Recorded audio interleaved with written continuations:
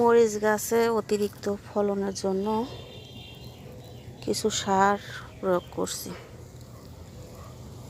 যাতে দ্রুত বাড়ে ওঠে এবং সুন্দর মরিচ ধরে।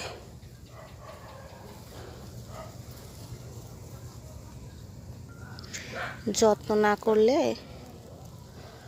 ফসল হবে না। আপনি যাই করুন, সেটাকে যত্ন করতে হবে। একটু গাছ থেকে দূরে দিতে হবে, নাহলে গাছের গোড়ে থাকলে মারা যাবে।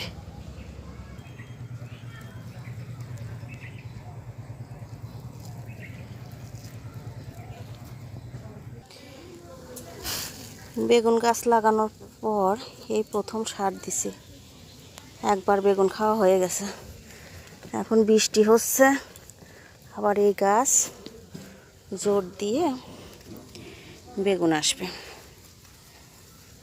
এজন্য একটু কষ্ট হলেও কাজগুলো করতে হবে।